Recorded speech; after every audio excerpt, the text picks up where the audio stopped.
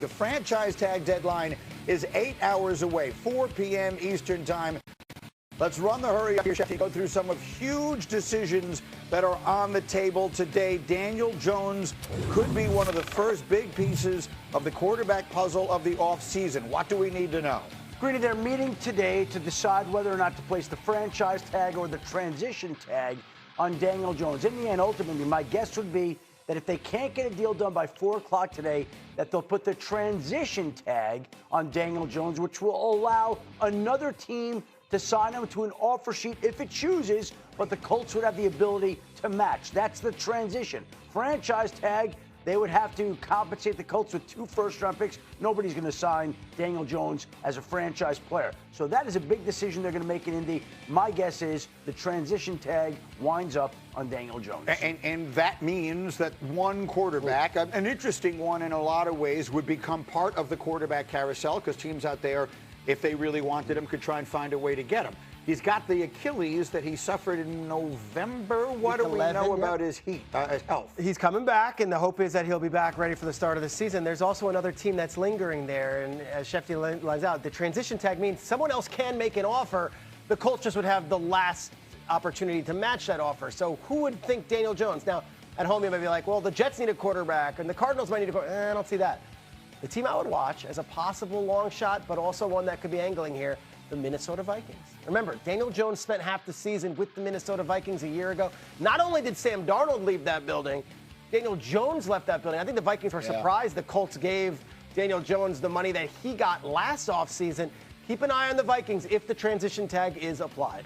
So the Achilles is what complicates all of this. Because I could sit here and I could ask you, J-Mac, is Daniel Jones the right move for Minnesota, or can he put the Colts over the top? Who knows what would have happened with them last year if he stays healthy. But the injury is obviously such an X factor. And that's what makes it tricky, I think, for him in Indianapolis to come to a long-term deal, because you're looking at this and you love what Daniel Jones was able to do early in the season. But as you're trying to figure out what that number is, I think for Daniel Jones, you're looking at and you're saying, well, I have some leverage here because Anthony Richardson, they're talking about trading him. I'm the quarterback that they need to come back, in the sense of you have a head coach in Steichen and a general manager in Ballard that they want to win this year. So bringing in someone new, him having to learn Steichen's system, and now starting from the ground again, for Daniel Jones, I'm your best chance to win this upcoming season. And I think when you survey the quarterback landscape, there aren't a lot of logical landing spots that would appeal to Daniel Jones, that would be interested in him. There aren't many matches. The one that just lingers out there is the Vikings, but they are in a difficult cap situation, so it's hard to work that out if he's got a tag, especially on a transition tag where the Colts would have the final say. In addition, Indianapolis wants to keep its wide receiver, Alec Pierce.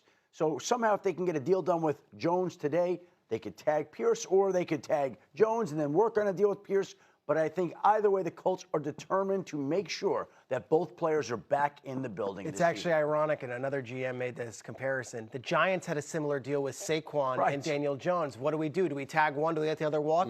They ended up tagging Daniel Jones and letting Saquon walk. We know what happened there. Look how well that worked out. Exactly. So now Alec Pierce is kind of in that Saquon role, not comparing the two players, but they have to make these financial decisions. There's a bit of gymnastics in Indianapolis. And I think the part that Schefter brings up is so important, that transition tag, because now for Daniel Jones as a free agent, you're negotiating with just Indianapolis, and you don't know what other teams may be willing to offer you. So if you're Indianapolis Colts, you're saying, all right, well, Daniel Jones, go out there, see who else wants to sign you to an offer sheet. So if it is the Minnesota Vikings, or if it isn't, now you can come back to the table and say, hey, well, what you think is out there isn't actually there, and now both sides may be more willing to make a deal. I want to go back in time, and obviously, again, the injury is such a complicating factor in all of this, but when the Colts went out and made the trade they did for Sauce Gardner, all of the conversation sitting at this table was, well, this is a sign that they are married to Daniel Jones. He's their quarterback. They're not thinking about the draft and all the rest of that. That changes. Is the injury the only reason for that? Is that the thing that's holding up? I don't think anything's changed. It's just the fact that his contract is coming up here. Today's the tag window deadline. They have to decide what they want to do. It hasn't changed their desire to have him back, view him as their quarterback. There's no difference other than the fact that they have to decide how they want to handle it by today. And, again, just a technicality. The difference in price between the franchise tag and the transition tag, $45 million for a franchise tag quarterback, $37 million for a transition tag quarterback. $8 million is good enough to buy you a starter at another position when you're trying to upgrade your roster. So it's a big decision the Colts have to make today, and it will have a ripple effect. Let's move on to another one. Trey Hendrickson, and this is one I feel like we've been talking about forever. What updates do you have on him and the Cincinnati Bengals? Listen, he is waiting to see whether or not the Bengals place the franchise tag on him today. They have not communicated that to him. He's waiting to hear. There haven't been any conversations. Now, I would think that if you're the Colts and Daniel Jones, for example, you're in contact. You know exactly what's coming. Trey Hendrickson sitting back in Florida, waiting to hear one way or another what the Bengals want to do with him. And again, I think the Bengals have checked around the league with the idea to see if teams would be interested in trading for Trey Hendrickson, in which case they would tag him to trade him.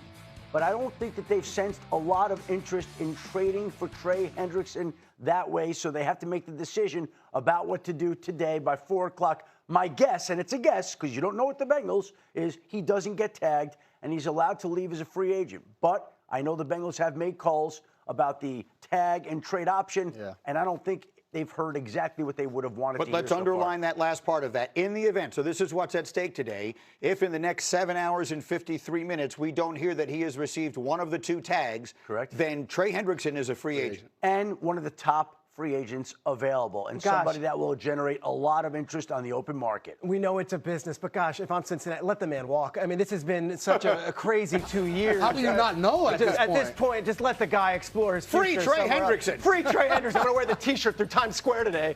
No one will acknowledge what I'm talking about. But not at all. Free Trey Hendrickson. Let the guy go. And you know, it would make a lot of sense. Obviously, we look at the Dallas Cowboys, who are going to be looking to not only hire and sign players at a bargain level, but also a player like this who is an established pass rusher. Hendrickson will have a market, and gosh, for his sake, for a player that has been playing in such conflict and strife with his owner and his team, just let the man walk. So for people, because the Bengals defense has been so incredibly bad, can you give all football fans a sense of how much of a difference maker you think Hendrickson could be if he winds up on, I don't know, the Cowboys or someplace like that? Listen, in our league, the hard thing is this past year, Trey Hendrickson only played in 7 games. He was dealing with injury. The prior 2 years before that, no one had more sacks in the NFL than Trey Hendrickson. So when you talk about getting after the quarterback, he's somebody that can make a huge impact. You mentioned the Cowboys. I'll throw another team out there. What about the Los Angeles Rams? They have some young pass rushers that they're going to have to pay at some point. But Trey Hendrickson, 31 years old, a guy that maybe you can give a 3-year deal to, give him some money to come in and be a part of that pass rush when you're putting points up on the offensive side of the ball. Who was Trey Hendrickson's defensive coordinator in Cincinnati when he shot? Lou Anarumo. Where's he right now? Indianapolis. Whoa, hold on. So if you save money in Indianapolis, you save That's Windhorst. He's doing the Windhorst. You then could go use it on another player, right? That would be interesting. So what you're telling us, again, if you're going to do the winding, the fingers have to go back and forth like this. So what you're telling me is that the Colts transition tag Daniel Jones rather than franchise tag him, save that money and use that money to spend it on Trey Hendrickson. They would use it on a player, and I would think that Trey Hendrickson would be one of those options in play. I like it a lot. Now we got running backs to talk about. The first of them, I'm leaning a little closer to hear from you. The first one of them is Breece Hall. Listen, they have been trying to get a deal done, a long-term deal done for Breece Hall with the New York Jets.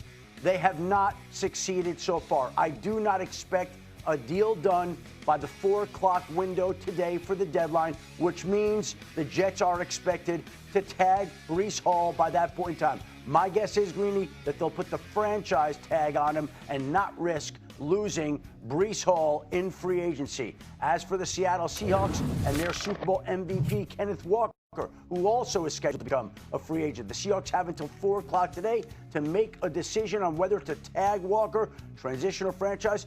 My sense around the league is that it is unlikely that the Seahawks will tag Kenneth Walker, in which case he would become an unrestricted free agent, one of the top players available in the free agent market, free to go wherever he wants without any compensation, going back to Seattle, no offer sheets, no nothing.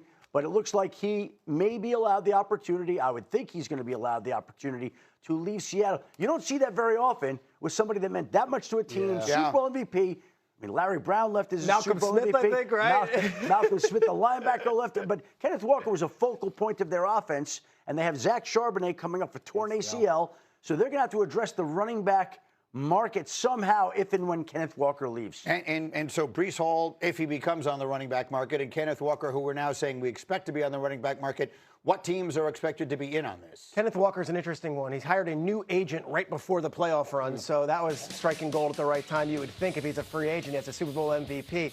The market will be ripe, and I will tell you, Seattle could still be very much involved in this, even if they don't franchise tag him. They would just want to negotiate as a free agent. The other two teams, obviously, everyone's throwing around are the Giants and the Chiefs, but I'll give you another one.